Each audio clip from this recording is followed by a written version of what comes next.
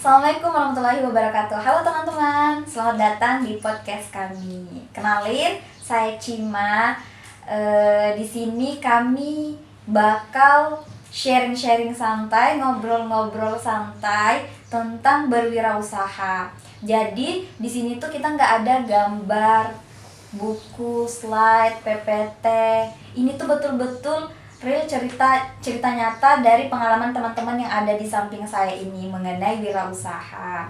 Mungkin sebelum kita lanjut nih dengar cerita mereka, pengalaman mereka berwirausaha, mungkin kita bisa kenalan dulu ya. Mulai dari saya dulu. Perkenalkan teman-teman, saya Tanti Asma, biasa disapa dengan Cima, dan Saya Muhammad Rizky Hidayat. Dan saya Syahrullah. Saya Mafira Patahudin. Oke, itu tadi perkenalan dari teman-teman ya. Jadi mungkin kita bisa langsung saja mendengarkan cerita nyata dari saudara Rizky ya teman-teman. Mungkin saya bisa persilakan. Jadi awalnya itu kan coba-coba aja berjualan ciki dengan bungkusan kecil lah, dengan harga yang lumayan murah lah ya, 10.000. Menurut kalian tuh murah nggak sih? Coba komen di bawah. Jadi awalnya itu kan duitnya itu kan nggak kepakai tuh. Jadi daripada aku pakai hal-hal yang nggak penting, jadi aku putar untuk jadi jualan lah, biar bisa mendapat keuntungan dari hasil jualan itu. Terus itu hanya berlangsung 2 bulan aja, karena ya saya malas-malasan ya, jarang kirim ke grup, karena saya jualannya di grup-grup ibu-ibu, jarang kirim ke grup. Jadi disitulah awal kehancuran bisnis saya. Jadi nggak berlangsung lama ya? Enggak, sebentar aja. Sebentar aja. Wah, seru banget ya teman-teman ceritanya dari saudara Rizky ini. Nah, sekarang mau tanya-tanya nih biar bisa nambah insight kepada teman-teman juga. Langsung saja ya, pertanyaan pertama.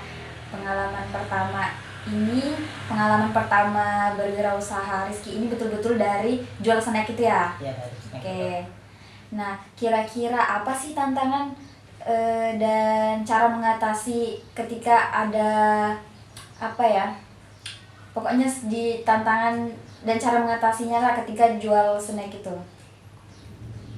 Tantangannya ya, kalau saya ya, itu awalnya itu tantangannya mengumpulkan modal ya, yang sedikit itu bagaimana caranya bisa beli semua hal yang akan diperlukan untuk berjualan tuh. Kita harus mikir betul itu, harga dari barang-barang itu harus menyesuaikan dengan modal awal. Terus itu tantangan selanjutnya itu melawan rasa malas, karena saya ini orangnya agak malas ya. Biasa penyakit anak muda ya. Iya. Tantangan selanjutnya itu mencari konsumen. Karena jualan snack itu gimana ya, susah gampang lah. Karena pertama kan kita kalau jualan kan harus milih konsumennya, kita mau nyasar kemana nih, misalnya ke yang tua atau yang muda. Nah, jadi brandnya itu harus ada ya, cara kita promosikannya. Kalau aku kemarin tuh tantangannya di desain logonya, ada sempat buat, dan namanya ya minta rekomendasi dari AI, ChatGPT. Jadi namanya itu Cemilisius, itu singkatannya dari cemilan delisius. Jadi selanjutnya itu logonya, aku nggak terlalu pintar buat logo, jadi aku minta ke kakakku buatkan, jadi seadanya lah ya. Warna-warna logonya itu kan minta rekomendasi dari AI tuh, jadi dominan tuh oranye sama kuning. Itu katanya tuh menambah selera makan lah, katanya sih ya, atau benar nggak? Coba komen di bawah. Nah itulah. Banyak juga ya tantangannya yang Rizky hadapi ketika berjualan snack itu. Mungkin kalau dari cara mengatasinya banyak-banyak sabar ya. Iya, banyak sabar. Baik, kita langsung lanjut ya ke pertanyaan selanjutnya. Nah, menurut Rizky nih, ada nggak sih momen paling berkesan saat berwirausaha jualan apa sih cemilan-cemilan tadi tuh Ya. yang membuat Rizky makin tertarik gitu nah? Momennya itu pas dapat duit dari pelanggan lah. Itu paling senang dah aku. Oh, Karena duit, aku suka duit. ya. Ingat, uang lebih manis daripada madu. Hai, hai, hai, hai, hai, hai. Nggak ada yang suka duit sebenarnya nih. Oke. Nah, kira-kira dari Rizky nih, apa sih pelajaran yang bisa kita ambil dari pengalaman Rizky berwirausaha itu? Pelajaran ya. Mm-mm. Pertama itu kan harus sabar ya. Tidak setiap hari itu ada pelanggan yang beli. Terus harus melawan rasa malas juga tuh. Jadi kita harus konsisten terus. Lawan rasa malas toh. Bangun pagi, share itu, jualan ke grup. Terus harus ngantar, walaupun jauh ya kan, harus mau paksa. Ya di situ aku belajar tuh.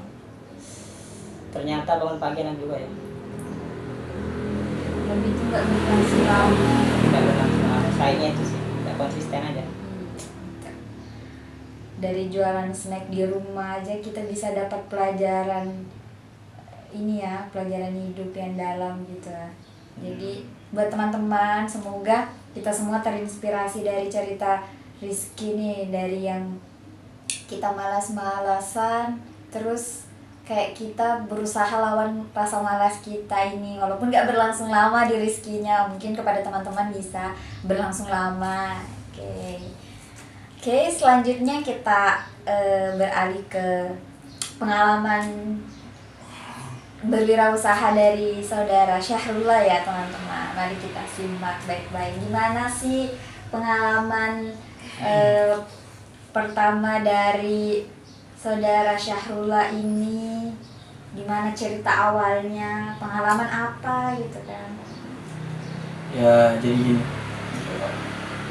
Jadi cerita awalnya itu aku pernah terjun langsung gitu nah. Jualan kepiting. Tapi bukan skala besar. Tapi cukup lah buat ngerasain gimana susah senangnya jadi penjual kepiting gitu nah. Mulai dari nyari kepiting, bersihin, sampai nego ke Pembeli gitu pembeli ya betul sekali Kak. Oke. Gitu Kak. Jadi langsung terjun gitu ya. Iya. Namanya tidak ada rasa takut atau ragu duluan kah sebelum terjun gitu? Oh jelas ada dong Kak. Nah, Justru di situ letak serunya. Aku takut kepitingnya tuh kan nggak laku gitu nah. Takut rugi, iya pasti. takut dicuekin pembeli gitu. Tapi aku pikir kalau nggak dicoba ya kita nggak bakal tahu kan. Betul sekali. Jadi aku beraniin diri aja gitu. Dan ternyata tantangannya jauh lebih banyak dari apa yang aku bayangin gitu. Tantangan kayak apa sih yang paling berasa di saudara Syahrullah ini?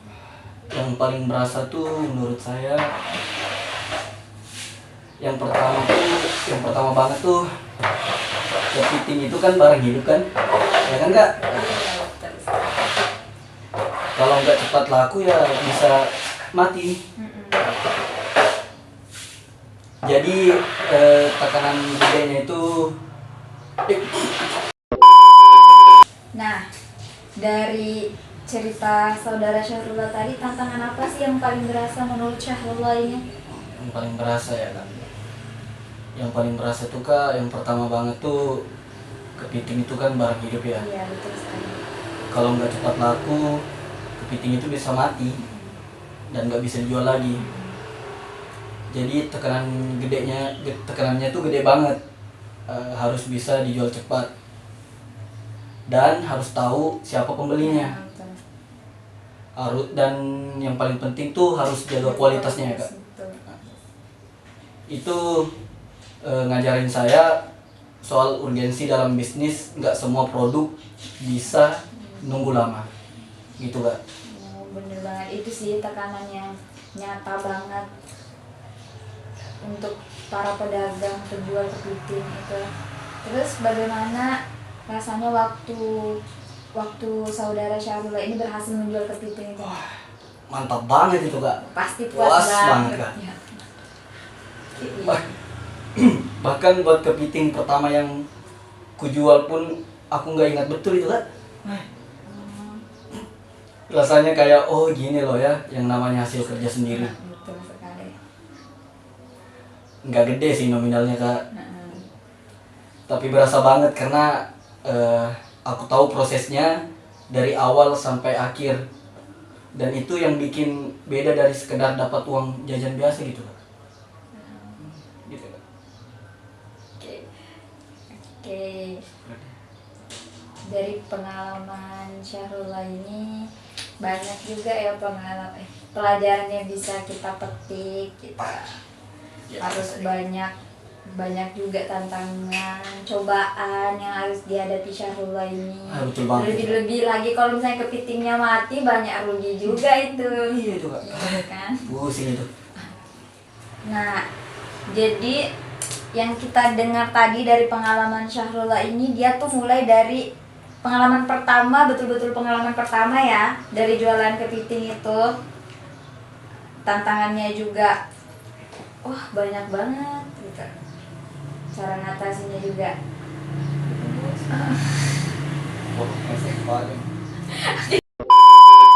Nah, dari cerita Syahrullah tadi nih teman-teman, ada 2 pertanyaan terakhir saya mengenai cerita pengalaman nyata Syahrullah ini. Jadi, yang pertama itu, apa sih momen paling berkesan, paling bahagia menurut Syahrullah sehingga tertarik jual kepiting itu? Ada satu momen sih Kak. Apa itu? Momennya itu waktu itu ada seorang pembeli yang datang untuk kedua kalinya kan. Terus pembelinya itu bilang ini kepitingnya lebih enak dari lebih enak Dari dijual di pasar-pasar iya, itu betul ya. sekali itu Kak. Iya. Terus itu bukan cuma pujian biasa sih menurut saya. Oke. Itu konfirmasi bahwa apa yang aku jual emang punya nilai gitu Kak. Berkualitas gitu ya. Betul sekali Kak Cima. Dan dari situ aku mulai mikir lebih serius gimana caranya jaga kualitasnya, gimana bisa jangkau lebih banyak orang.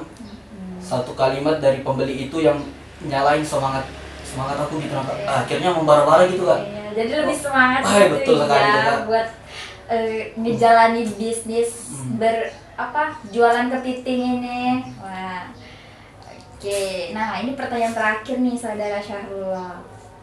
Menurut saudara Syahrullah ini, apa sih pelajaran yang bisa diambil dari pengalaman berwirausaha itu dari Syahrullah sendiri? Menurut saya sih Kak ada 3. Apa itu? Yang pertama tuh pelajaran besarnya yang aku bawa sampai sekarang.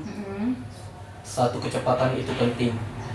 Dalam bisnis nggak semua bisa ditunda, harus bisa baca situasi dan gerak dan tepat waktu. Yang kedua tuh kejujuran.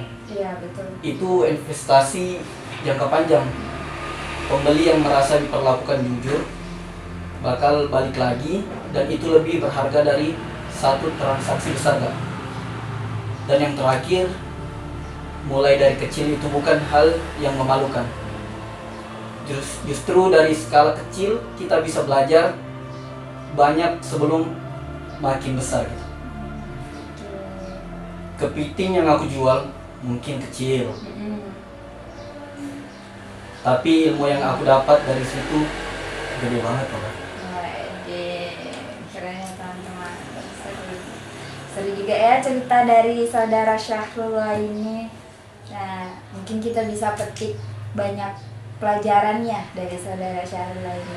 Mungkin kita penasaran juga nih sama cerita cewek satu di samping saya ini. Gimana sih pengalaman nyatanya, cerita nyatanya mereka tentang berwirausaha. Mungkin bisa dijelaskan langsung oleh saudari Makfira atau biasa disapa dengan Pira ini.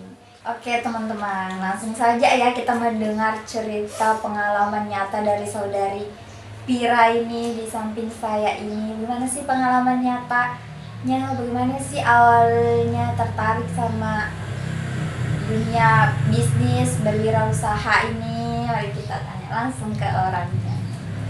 Oke, jadi kalau untuk pengalaman pribadi berwirausaha itu nggak ada bisnis sendiri, cuman kalau untuk pengalamannya itu lebih ke membantu orang tua jualan aja sih di kantin sekolahan gitu, karena sebelumnya ini kan saya nih tinggal di perumahan SD.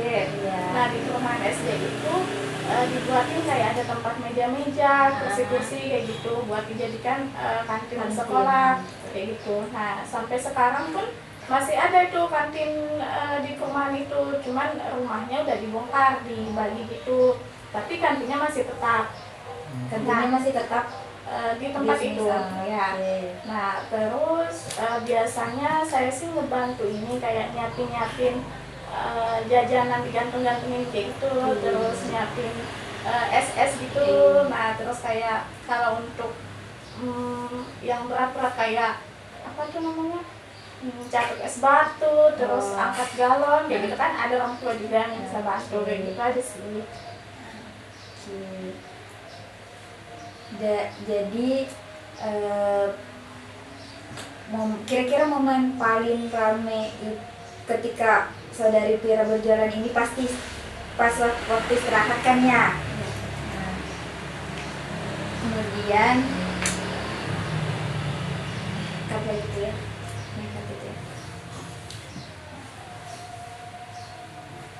Mana sih? Itu sudah bingung oke. Langsung aja nah. Langsung aja, apa sih tantangan yang dihadapi jalan nyata ini? Ada ini pasti ngomong yang paling ramai itu pasti istirahat ya, boleh diceritain nggak? Oh iya betul. Baik, kita ceritanya dari saudari Pira ya. Nah, momen paling rame itu pasti ketika istirahat ya. Boleh sharing sedikit nggak sih mengenai momen paling rame pas istirahat menurut Pira itu gimana?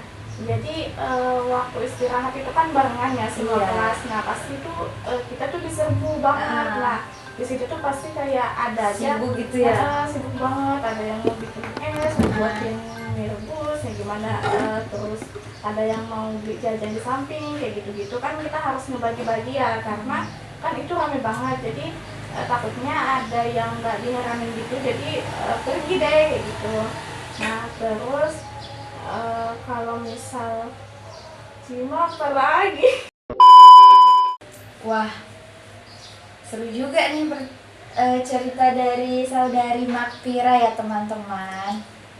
Nah, mungkin saya bisa lontarkan beberapa pertanyaan nih ke saudari Pira.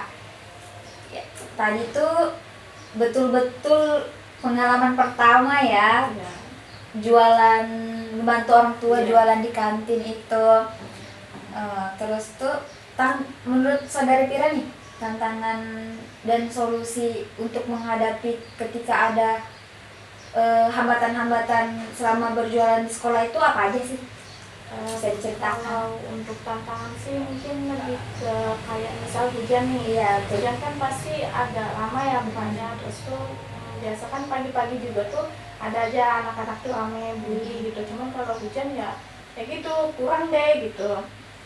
Terus manajemen waktunya juga sih menurut saya, karena itu kan pasti nyiapinnya tuh dari kayak kurang lebih jam 6 gitu kan. Nah habis tuh pasti siang udah capek nih, sedangkan kami jualannya sampai sore. Iya, sampai sore jam 4-an. Nah di waktu-waktu siang itu kan pasti udah capek nih, pasti ada di saat kita tuh udah capek, nggak mood, udah nggak mau, bukan nggak mau, lebih ke kayak beda nih jualinnya sama yang anak pagi sama anak siang. Jadi kayak lebih ke itu aja sih, ngatur ngatur mood juga sih kalau menurut saya kayak gitu.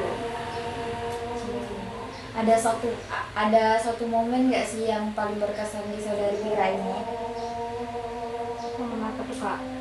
Kayak momen paling berulang. Baik teman-teman, itu tadi cerita dari Pira, cerita tentang bisnisnya yang bantu orang tua jualan di kantin sekolah ya teman-teman. Gitu. Keren-keren nih semua ceritanya 4 teman-temanku ini. Ya. 4. Sengaja tuh melawat dia. Lanjut. 4 dengan saya ya teman-teman. Gak usah dikat itu. Biarin aja. Oke. Wah, itu tadi cerita pengalaman nyata dari saudari Pira ya teman-teman. Nah, dari keren-keren sih. Menurut saya cerita pengalaman mereka seru-seru, banyak hal yang dapat kita petik gitu. Sekarang kalian boleh nanya balik deh ke saya sebagai host dan juga apa ya? A few moments later. Baik teman-teman, itu tadi cerita pengalaman dari saudari Pira. Seru juga ya. Dari ketiga-tiganya cerita pengalaman teman-teman saya ini seru juga ya. Nggak kalah seru sih sama cerita saya, pengalaman saya ya. Mungkin nanti teman-teman bisa tanya balik nih ke saya sendiri gitu. Langsung aja ya cerita awal apa ya? Pengalaman bisnis awal saya berwirausaha itu dari mana? Oke, langsung aja ya teman-teman. Ya. Nah, jadi gini teman-teman. Waktu kecil itu saya bantu orang tua saya itu jualan kue atau wadai, biasa dikenal dengan wadai kan kalau daerah sini. Kue-kuenya tuh kue-kue khas Bugis gitu. Yang pokoknya yang khas Bugis lah pokoknya gitu. Kue kering itu. Apa? Kue kering. Ya kue kering, kue basah, pokoknya kayak kue. Barongko. Kalau barongko enggak. Enggak. Iya. Cantik manis. Iya ya itu. Yes. Itu pokoknya yang kayak terkenal gitu loh. Cuman yang kayak bahannya yang nggak susah digapai gitu nah. Gitu teman-teman. Terus tuh dari saya sendiri ini sering bantu buat adonan. Cuman yang paling bikin saya tertarik itu pas nganternya teman-teman. Karena dari saya ini jujur aja ya, saya ini suka jalan. Jadi kayak kalau mau ngantar tuh kayak se-excited itu gitu nah. Suka ngantar pokoknya ketimbang buat adonan. Sini guys. Oke. Gitu. Kenapa kamu nanya? Nanya. Sudah sih gitu doang. Jadi itu pengalaman pertama saya sih yang bantu orang tua jualan kue wadai khas orang Bugis gitu. Kalau boleh tahu itu dari kapan tuh ngebantu orang tua? Itu tuh pas masih waktu SD ya, SD. Cuman nggak berlangsung lama di saya karena kemarin orang tua masih jualan, saya pondok gitu. Jadi nggak lama bantu orang tua. Cuman itu menurutku tuh pengalaman yang apa ya, yang singkat tapi melekat. Ya. Kelas kakak. Gitu. Terus selama membantu orang tua nih, ada nggak sih tantangan yang kamu hadapin? Tantangannya tuh pastinya aja sih cuaca. Karena kan nganter-nganter ya. Nganter.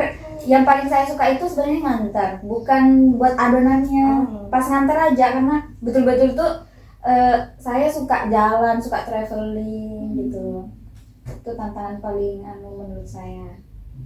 Cuman karena saya suka jalan jadi kayak terabas aja sih semua, maupun panas Hujan tetap di pantai ya. Betul sekali. Masya Allah. Ngeri ya Jeng. Terus ada nggak sih yang suatu momen tuh yang bikin kamu tuh tertarik gitu buat berwirausaha gitu? Ada dong. Apa tuh kalau boleh tahu?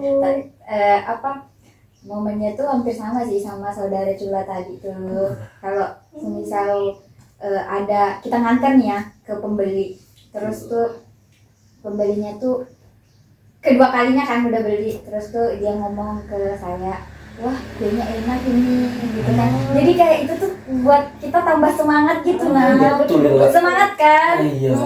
Jadi habis tuh saya cerita ke orang tua jadi semangat juga gitu kan. Jadi ternyata alhamdulillah ya buatan saya enak gitu. Dan dari situlah saya sendiri ngerti ternyata senengnya bukan cuma dari dapat uang gitu, tapi dari ngeliat orang lain puas sama produk kita, sama apa yang kita jual gitu kan. Gitu, pokoknya gitu. Perasaannya susah dijelasin lah pokoknya itu. Ada nggak ada Apa? pelanggan yang komplainnya negatif? Alhamdulillah selama berjualan nggak ada sih, malah kayak nagih gitu kan gitu. Oh berarti jualannya enak ya? Alhamdulillah. Terus dari pengalaman yang sudah kamu ceritakan, terus ada nggak sih pelajaran yang kamu bisa ambil dari pengalaman berwirausaha?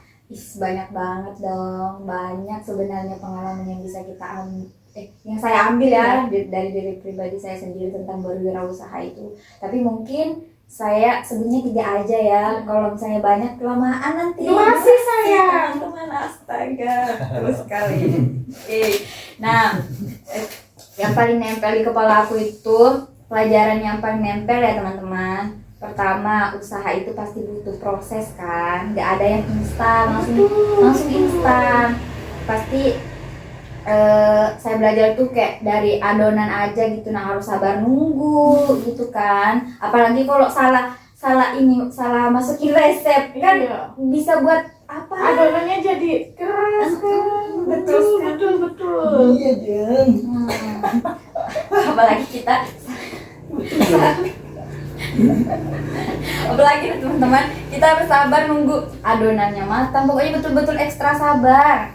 Nah kemudian yang kedua itu kita sebagai manusia ya jangan remehkan peran-peran kecil kita gitu. Nah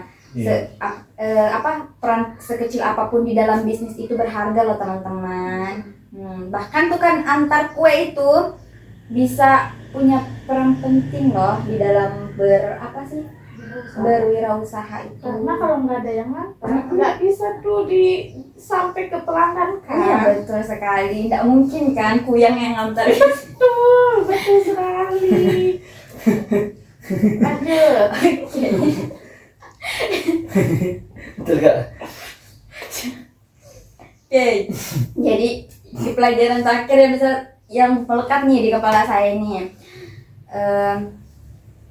kalau kita suka sama yang kita kerjain itu kan, itu modal terbesar sih yang kita punya, karena semangat itu nah yang jadi bekal kita buat terus berjalan, meski jalannya itu nggak terus mulus gitu. Nah pasti ada yang tantangan belok-belok kan. Iya.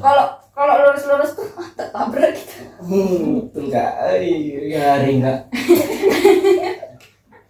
Nah itulah tadi teman-teman cerita dari kami berempat tentang pengalaman kami berwirausaha. Seru kan? Iya Seru dong. Kalau nggak seru komen di bawah ya.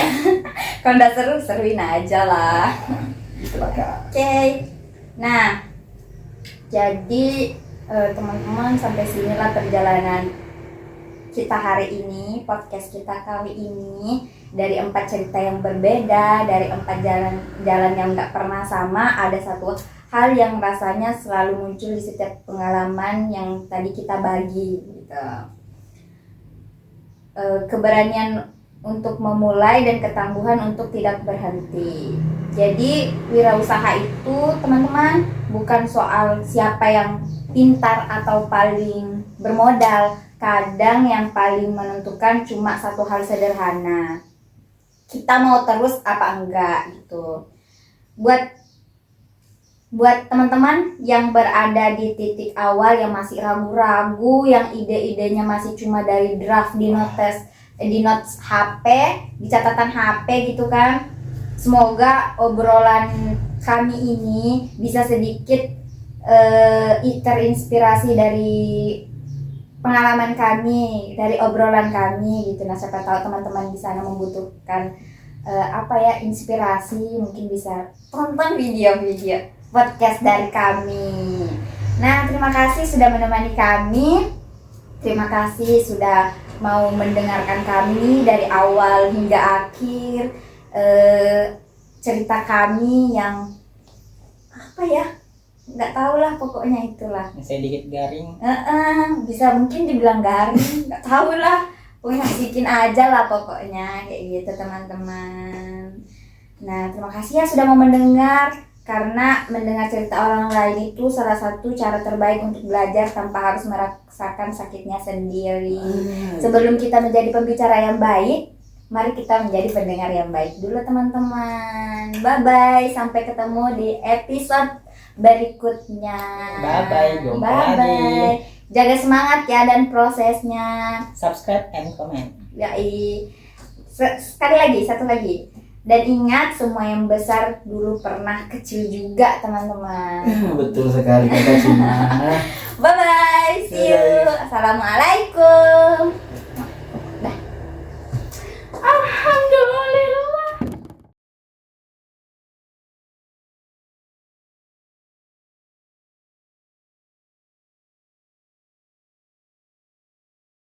Nggak ada gunanya. Nggak ada yang seru, nggak ada yang menarik. Ketiga teman-teman nggak ada gunanya Pak. Bahlu semua. Bahlu. Satu teman. Ih, mama ngajak kakakku ya. Iya. Kakak. Pokoknya masukin aja ini blenders kan. Tuh ada kakak Pira guys. Banyak banget kakaknya Pira nih guys. Tunggu ya lewat. 1, 2, 3. Tuh 1. Halo guys. Tunggu lagi lewat Salam nanti aku ya. guys. Celananya robek. Kurang bahan. Kamu Islam nggak sih? Bukan. Selang. Krislam. Kristen sih. Bir. Jadi kamu ibadahnya apa? Nyak. Ibadahnya dia Masukkan itu dia. Bukan gitu.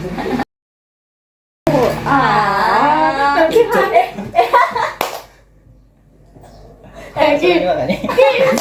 Jangan gitu. Ki, Aman-aman. Yang gini aja. kamu kena ini kebetulan Ki. sudah itu masih keluar ya. Ya kita break dulu guys. Breakout guys. Cuma kayak cahaya lahir sana. Iya. Kena ini kena. Kamu juga kena? Enggak. Ini redup cahayanya. Ini air wudhu guys, air wudhu. Mana sih? Nah guys, air keringat. Air kobokan. Mak. Loh, Sakit. Sampai ini masukin sih kataku. Guys, sakit. Canda. omongannya guys. Mau pedih hati guys. Ih, kamu ngerti kaki ikut aku tahu. Udah, ketawa terus guys. Guys, Dia tuh lanceng guys, lanceng. dia tuh sebenarnya Guys, Dia tuh- lanceng guys. dia tuh Tahu banget loh dia loh. Kayaknya cuma Cula yang bisa mencairkan rezeki secair ini deh kataku. Yang ini lupa kayak ketawa, kayak bisa tak napas.